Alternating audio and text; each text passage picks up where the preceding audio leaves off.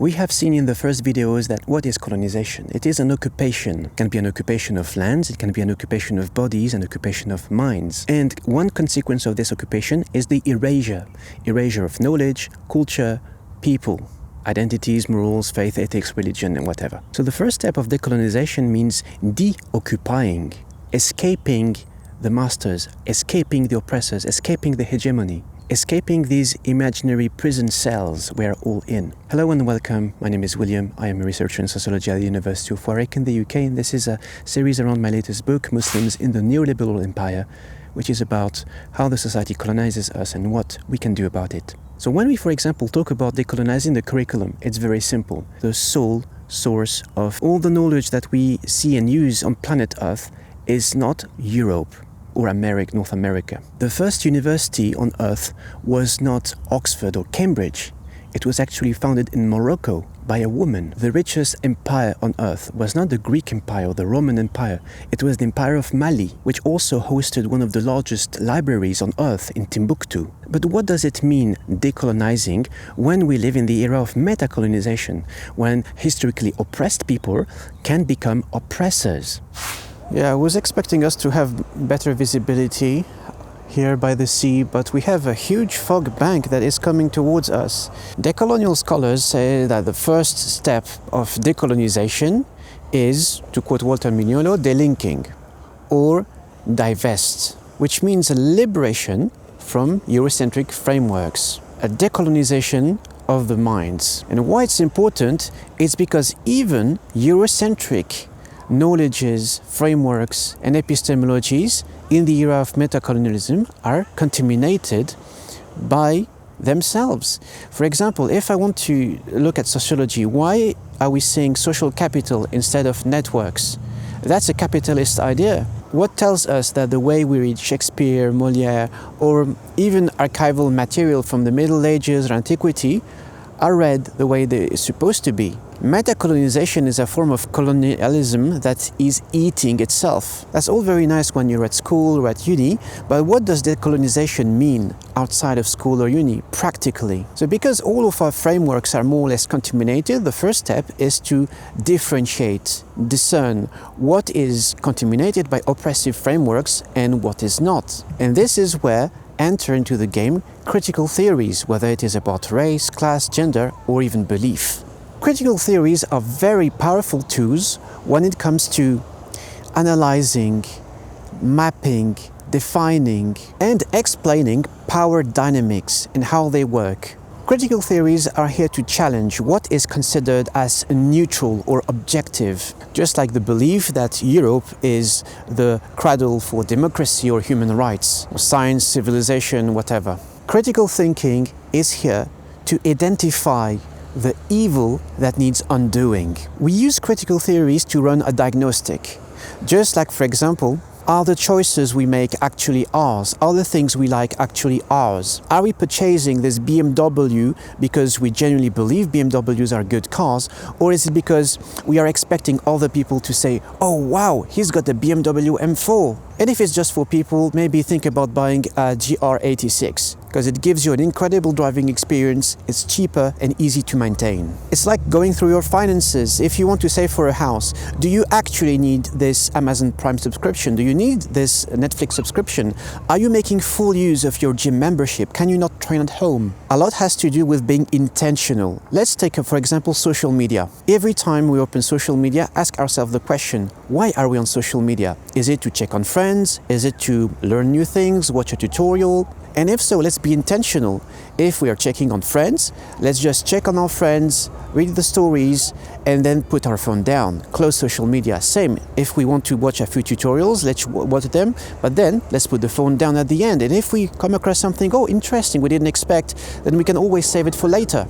It is a way of fasting. Hatem Bazian, when it comes to Ramadan, he was making this analogy that we also need to fast from news feeds, because what we are ingesting right now on social media, it's just like junk food, but for the brain. It's about discipline and intentionality. But we as Muslims, since we are fasting, that should be something easy for us, right? So once we do this work of fasting, delinking, or distancing ourselves from the evil and the harmful things, what is the next step? Reconstruction, rebuilding. For Quijano, for example, decoloniality means reconstruction, reparations, and reattribution. Why is rebuilding very important?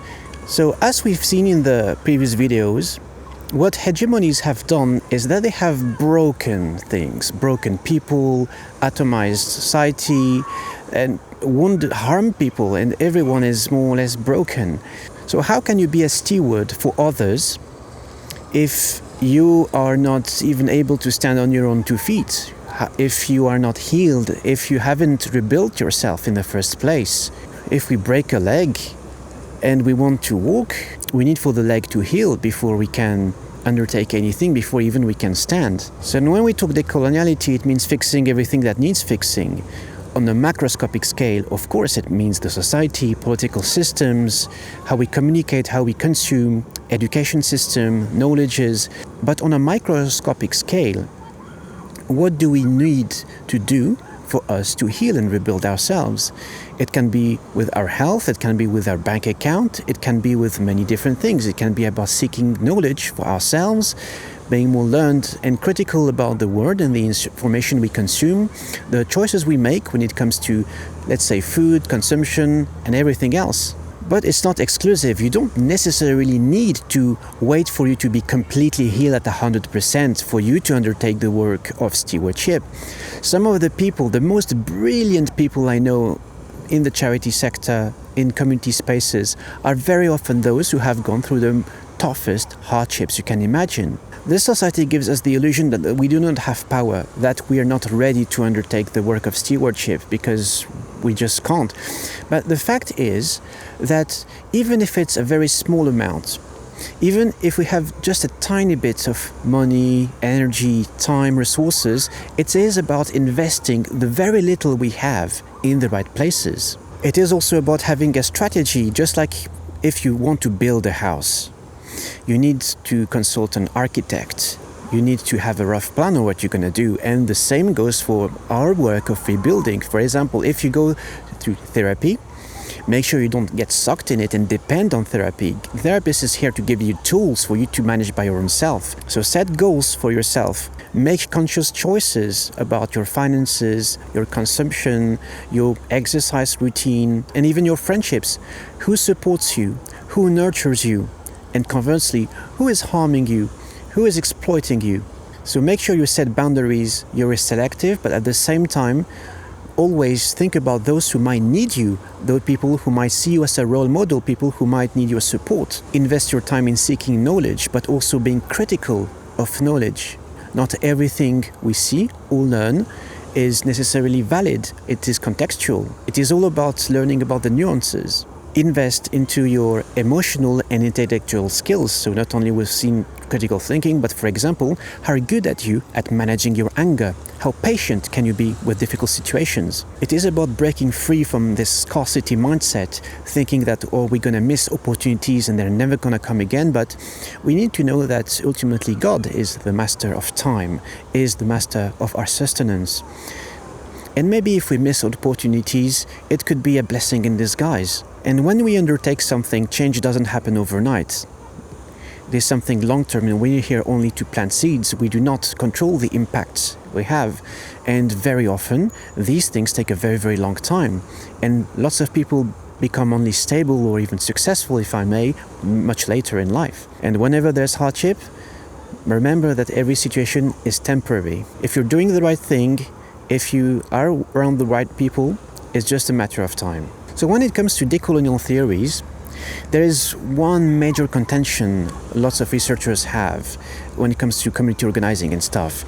A lot of people in these spaces sometimes obsess over the theories and concepts that we learn and over the oppressor. We've talked about the superego that some people build. And this is why more and more people are exploring the field of Islamic decoloniality. So what does it mean? In the modern metacolonial framework, the problem is decolonial movement can end up being colonized as well. From an Islamic perspective, Dustin Craun argues that coloniality is a problem of ego. It is the original sin committed by Iblis, the thought that we are superior to other things around us. We are superior to others, we're superior to nature, and it is this feeling of superiority that gives legitimacy for people to invade, occupy, exploit, and destroy things. And this is why Dustin Craun argues that from an egocentric framework, we should be in a God-centric framework. Ahmed Dabashi argues that Islamic decoloniality is a tool to reflect on the experience and meaning of the faith, based on the commitment to abolish injustice and to build a new society. Another pillar of the Islamic decolonial movement, Syed Mustafa Ali, described the Islamic decolonial movement as committed to replacing all man-made forms of supremacy, because the only supremacy should be for God. In the words of Khalid Abul Fadl, Islamic decoloniality is a prayer. He says, prayer is resistance, prayer is connection, prayer is love. Prayer is a rejection of any kind of supremacy. Once again, Islam is a passion for justice, beauty, and for the disempowered. Islam is adl and ihsan, justice and beauty. And one could further argue that Islam is in itself already decolonial, because it is about recognizing that there is no other supremacy than the supremacy of God. And we can talk about how different Islamic concepts fit into the framework of decoloniality. Concepts like Tawheed, Rahmah, Iqra, Khilafah. Tawheed as the oneness, Rahmah, compassion and mercy, attuned to be the vulnerable and justice. Iqra, critical thinking, and also humility and improvement. Khilafah, responsibility, stewardship. Let's talk about Tawheed, for example, the oneness of God. But Tawheed is also considering nature, culture, the environment, daily life and community organizing as part of a unified ecosystem. It's unity with diversity, because Tawheed at the same time supposes plurality. In the Quran, it is said that if God wanted to, He could have made humanity as a unique and homogeneous community. Like, He could have made everyone Muslim, but it is not the case. He made people having different beliefs, different cultures, and for what reason? For people to learn and understand about each other.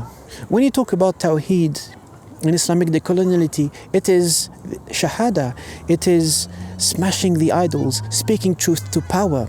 It is divesting from seeking validation in all other human beings. It is humbly rejecting the desire for domination and control, because only God has control.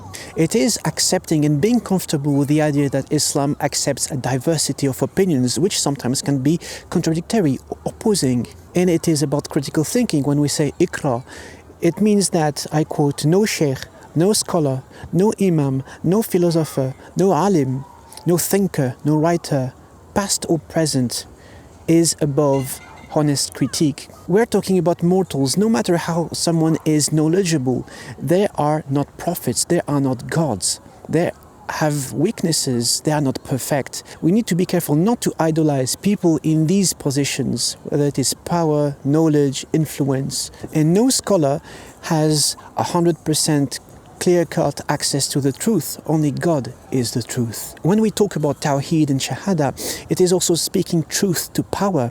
Syed Mustafa Ali likes to compare the situation of Muslims in Europe and North America to the situation of Musa alayhi salam, Moses. Musa, who was not from Egypt but born and raised in Egypt, who entered the house of Pharaoh and eventually spoke truth to power, hold him into account. And we're kind of the same. We are not from here. Our parents are from elsewhere, but we were born here, we were raised here. We know the codes and how to navigate in the society. And then this is maybe why it is our duty. We're the best people to speak truth to power and against injustices. Islamic decoloniality is this very ambiguous situation, this dual situation where we are at the same time insiders of the system of oppression. We know how it works, but at the same time we're complete outsiders, because this is something we reject and we want to distance ourselves from. And to end up on the dimension of khilafah, stewardship, it is about considering that Earth is just a passing place. We're not here forever. Earth itself is not going to last forever. So we're here as stewards, we are protectors and guardians of the earth. We have been given earth as a trust, something to take care of. And if we say that we are following the Prophet, peace be upon him, and the Prophet was sent as a mercy to the whole of the creation, so what shall we do? It is about asking ourselves that everything we say, before every decision we make, every action we undertake, are we being a mercy or not? And because this whole society is geared against stewardship, against being of service, it's about power, control, domination. Being a steward is an act of defiance. It's deviating from the norm. It is understanding that victory and liberation will not be achieved by crushing opponents, but considering the oppressors as ultimately brothers and sisters in distress. It is therefore not waging a war, but guiding, equipping people with tools, mapping the territory. It is about providing people with weapons like discernment. And for example, for academics like myself, it's about diverting power from the ivory tower. Metacolonialism, by definition, is pessimism. It is making us believe that there is no hope, there is no future, there is no alternative. But what Islam teaches us is it is all about planting seeds of hope, being able to imagine new and better societies, new worlds. It is about planting the seeds, but it is also tawakkul.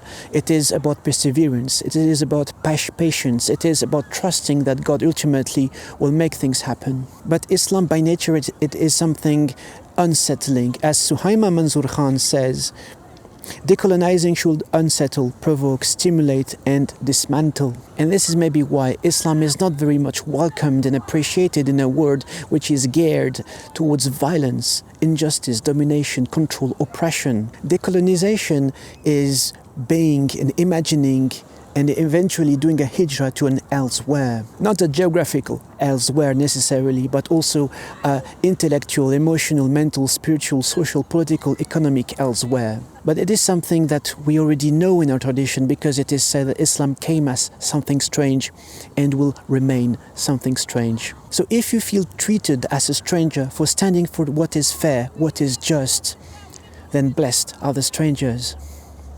Thank you very much for watching, and as always, take care of yourselves and each other.